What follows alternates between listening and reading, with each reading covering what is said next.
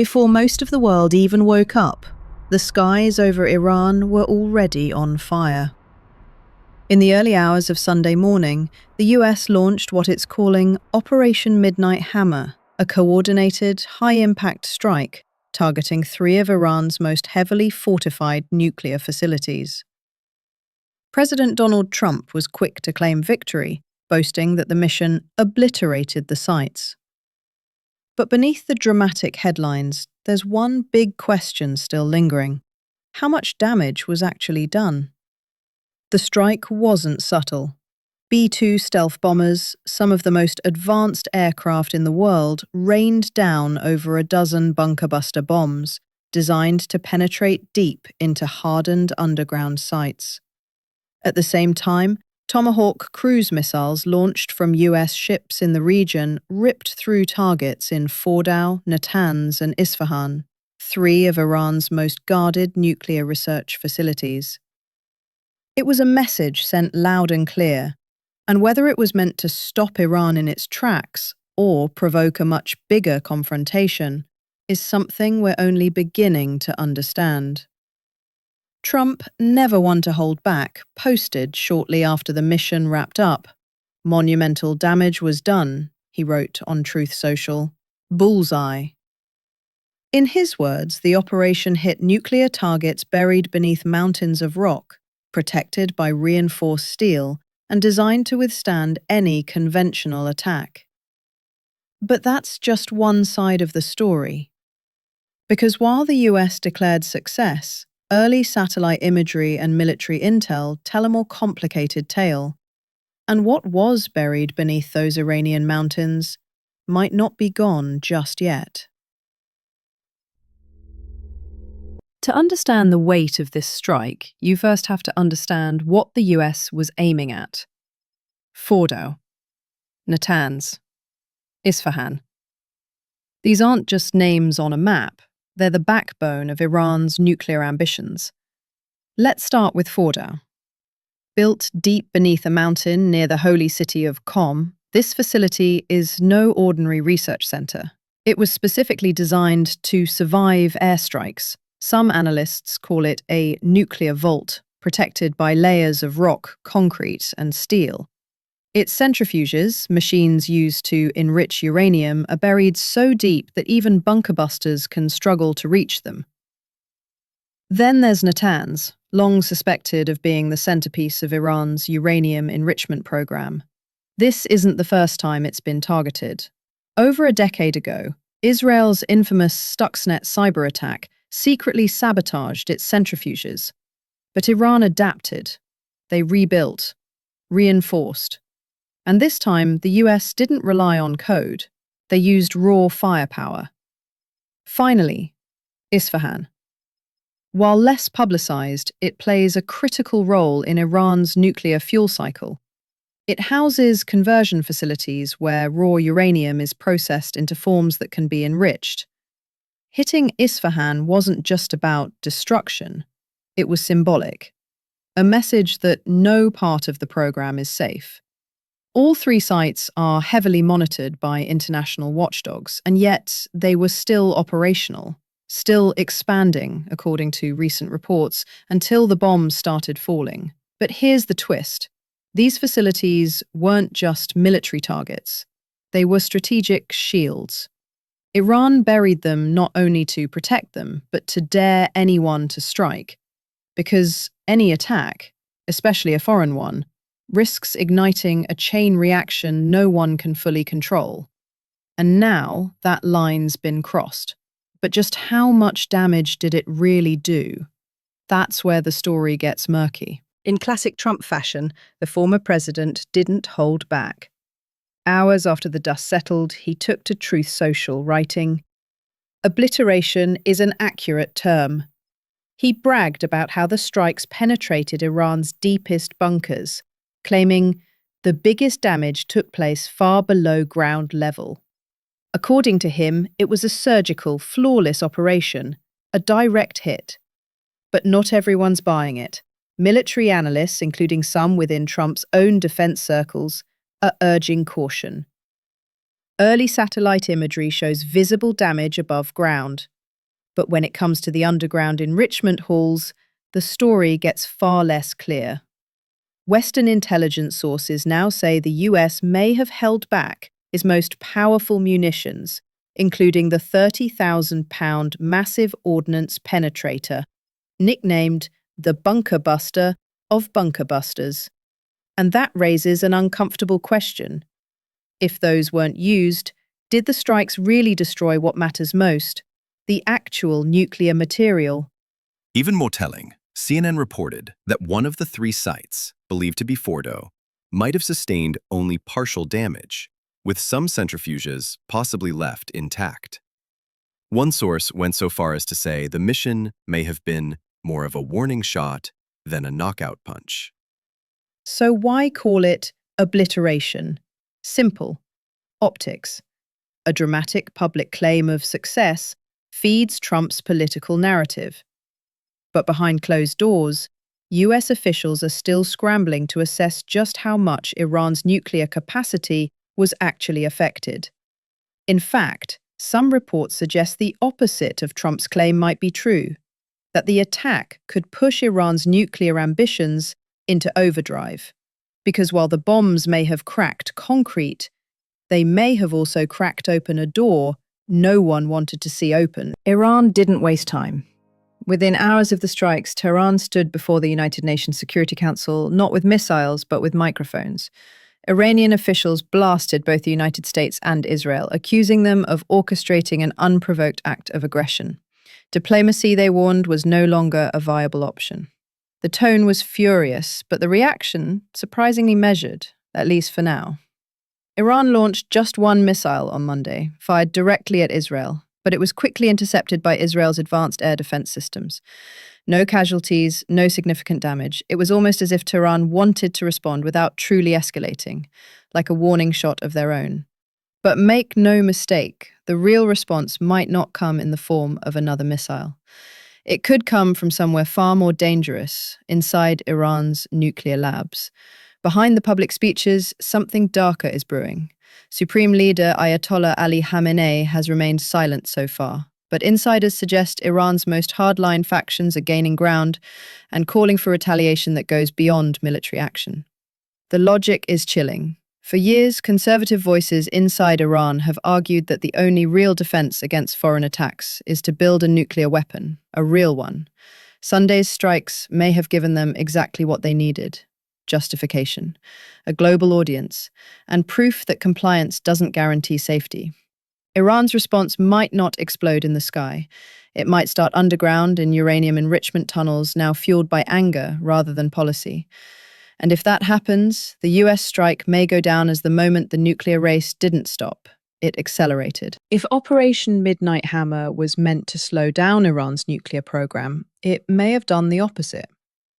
Inside Iran, the political winds are shifting fast. Hardliners who have long pushed for the creation of a nuclear weapon are seizing the moment. And after this strike, they suddenly have something they've never had before: a national narrative that justifies going all the way. Their argument is simple and sobering. We followed the rules, signed the treaties, and cooperated with inspections, and they still bombed us. Iran's foreign minister, Abbas Araghchi, didn't mince words. In a speech delivered at a conference in Istanbul, he openly questioned Iran's continued participation in the Nuclear Non-Proliferation Treaty, the global agreement meant to prevent countries from developing nuclear weapons. The NPT is not able to protect us, he said, so why should Iran or any country that wants peaceful nuclear energy continue to rely on it? That wasn't just frustration, that was a threat. A warning signal to the international community that Iran may walk away from the very framework that's kept it from building a bomb. And others in Iran's parliament have echoed those words, calling for a complete withdrawal from the treaty, something that would send a deafening message to the world. We're done pretending. We're going nuclear. The timing couldn't be worse. The region is already on edge. Israel remains on high alert, and now US allies are scrambling to prevent a total collapse of diplomacy. Because if Iran leaves the treaty, there's little standing in the way of what comes next. Uranium enrichment could ramp up within weeks. Weaponization, if that's the path they choose, would no longer be hidden behind a peaceful front. And the worst part? The strike that was meant to stop the threat may have just greenlit it. The bombs had barely hit the ground before the world started weighing in. Some of America's closest allies lined up behind the strike, cautiously. Australia's Prime Minister, Anthony Albanese, called Iran a clear threat and said the US had targeted specific sites central to Iran's nuclear program. But he also warned, "We don't want escalation and a full-scale war." In the United Kingdom, Prime Minister Keir Starmer echoed similar sentiments, urging Iran to return to the negotiating table. Iran can never be allowed to develop a nuclear weapon, he said. But he made it crystal clear, the UK did not participate in the operation. Behind him, Foreign Secretary David Lammy struck the same tone, supportive of the goal, wary of the method. France expressed concern. Japan pushed for de-escalation, and in the Gulf, longtime partners like Saudi Arabia, Qatar and Kuwait were far less diplomatic. They warned of catastrophic escalation, humanitarian disaster, and called for an immediate ceasefire before the region tips into chaos. These are nations already watching war spill across borders, and now they fear the US may have thrown gasoline on a slow-burning fire. But the real surprise? The backlash didn't just come from abroad. It came from inside Trump's own base. Congresswoman Marjorie Taylor Greene, one of Trump's most loyal MAGA allies, came out swinging. On X, she wrote, "This is not our fight. Peace is the answer." She blamed Israeli Prime Minister Netanyahu for dragging the US into a war it didn't ask for. It's a rare public rift inside the movement, and it's exposing a deepening divide. One side wants to project strength at all costs. The other wants to stay out of foreign conflicts entirely. The Trump administration may have united around the operation, but the movement behind him, not so much. And as tensions flare globally, Trump's next move could decide whether the world steps back or plunges even deeper into crisis. As the world braced for Iran's next move, President Trump was already planning his own. According to the official White House schedule, he's set to meet with his national security team in the Oval Office. No cameras, no public remarks, just a closed-door session that could shape the next phase of this escalating conflict. Originally, Trump was scheduled to fly to the NATO summit in The Hague, a major event bringing together US allies in a time of global unrest. But now that trip has been delayed. His priority? Staying close to the Situation Room. And here's where things get even more controversial. Key Democrats in Congress weren't even briefed before the strikes happened. While Republican leaders, House Speaker Mike Johnson and Senate Majority Leader John Thune, were notified ahead of time, some top Democrats were left in the dark. Senate Minority Leader Chuck Schumer was reportedly called just an hour before the operation began. And House Minority Leader Hakeem Jeffries, he didn't find out until after the bombs had already dropped. The White House insists there were bipartisan courtesy calls, but to many, it looked more like a unilateral move, a high-risk military operation launched without full congressional oversight. Now there's talk in D.C. of growing frustration behind the scenes. Lawmakers are demanding more transparency. Allies are calling for restraint. And Trump, he's dropping hints that this might only be the beginning. In a follow-up post on Truth Social, he wrote, "If Iran doesn't want peace, they'll see what comes next. Regime change, further strikes, or a drawn-out, undeclared war. No one knows exactly what Trump has planned. But the decisions he makes in the next 48 hours could change the future, not just of the Middle East, but of America's role on the world stage. And with every hour that passes, the pressure only builds." So, what just happened? The US struck 3 of Iran's most fortified nuclear facilities in a high-stakes mission designed to cripple a program years in the making. President Trump called it a monumental success. But as the smoke clears, one thing is becoming more obvious. This wasn't just a military operation, it was a gamble. Because while the White House paints a picture of precision and power, questions still hang in the air. Did the strike actually destroy Iran's ability to produce a nuclear weapon? Or did it push them to speed up the process? Iran is furious, the region is tense, and the world is now standing at a crossroads between diplomacy and disaster. Allies are torn, Trump's political base is fractured, and hardliners in Tehran are louder than ever, using the attack as fuel to justify abandoning nuclear treaties and possibly building a weapon in defiance. In the coming days, we'll see more statements, more spin, maybe even more strikes. But make no mistake, Operation Midnight Hammer has done more than hit a target. It's cracked open a new era of uncertainty, one where the balance of power in the Middle East could shift in a matter of weeks.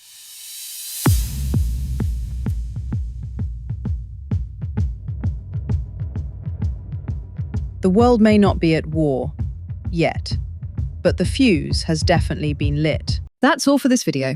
Be sure to like and subscribe to our channel for future videos on President Trump, celebrity news, world events, and so much more. While you're at it, be sure to check out our TikTok page for even more content. Thank you. Your support means a lot to us.